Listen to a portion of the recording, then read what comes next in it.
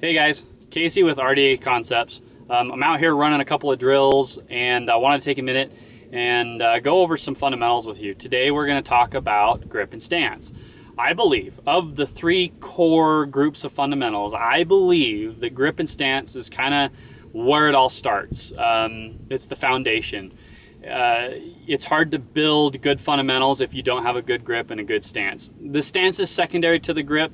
But we want to try and maintain a good weight forward stance. Okay, so weight on the balls of your feet are slightly forward of that. Okay, a little bit of flex in your knees, but that's in a perfect world. You may not be able to get into that. So that's why, again, I place stance somewhat secondary. The grip, however, is really kind of a big deal for me. I look at it like this. You shouldn't be shooting any faster than what you can track your sights. In order to track your sights faster, you have to manage recoil a little bit better. And you know, if you watch some of the best shooters in the world, whether they're competitive shooters or defensive shooters or the instructors, when they're running that trigger really fast, they're managing that recoil really, really well. So they're minimizing the amount of influence that recoil has over their sights, meaning that sights get back on target faster. And as soon as their sights get back on target, they can start breaking shots again. So, what is a good grip? Well, we base it on friction and leverage. So, go ahead and make sure my weapon's clear, and it is. Okay, so I look at leverage like this. As high up on the gun as possible. Okay, I'm not going to go over all the weird, like, you know, demos of, you know, gripping it down here or, you know, gripping it whatever. I'm just going to share my thoughts on the grip. So nice and high as get as high as possible on the back strap. Okay, I like to get it.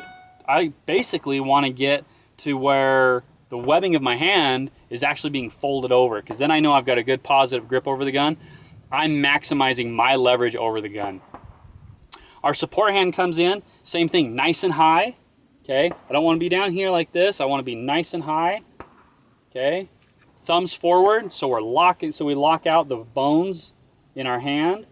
Okay, we lock out all those bones and all those tendons. So we want to minimize this hinge point here. Okay, so nice and high, thumbs forward, we minimize the hinge points, lock out the bones, lock out the tendons. Okay, and then we look at our elbows as a hinge point. Our elbows are designed to move like this. So if we're firing, okay, we drop our elbows and we allow our elbows to hinge, okay, we're going to have a lot more recoil impulse on the gun. So how do we fix that? It's really simple. Just roll your elbows up and out just a little bit. Not to the point where it hurts, just enough where you can feel a little bit of tension, okay? Relax your shoulders, okay? You don't need to be hunched over or anything like that. Just relax your shoulders, okay, and extend out. Roll your elbows up just a little bit, okay? Maintain good friction and good leverage over the gun. Now, when we talk about friction, we're talking about grip strength. Okay, how much pressure are you actually putting into the gun? I look at it like this.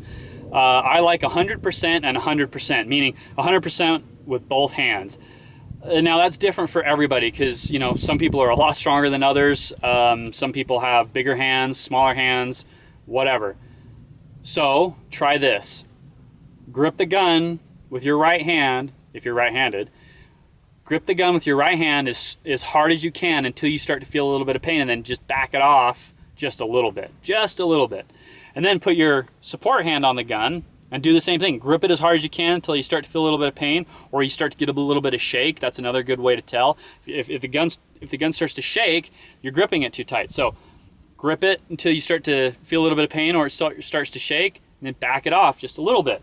So that would look like, it's going to be hard to actually see on the camera, but if I extend out and I really start gripping the gun, okay, that's about where it hurts and it's starting to shake.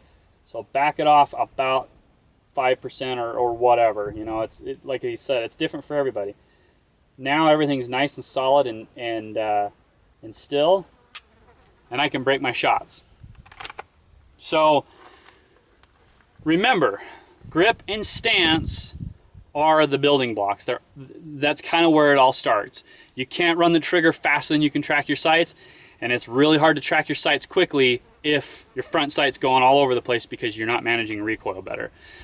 So remember, nice and high on the gun, get good leverage over it, with both hands. Okay, good friction, 100% grip with both hands. Okay, minimize the hinge points, lock out the wrist, and roll the elbows up a little bit.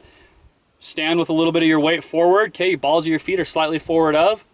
And I guarantee you, you work on those fundamentals with a little bit of practice, you'll start seeing improvements on your recoil management, and then you can start running faster.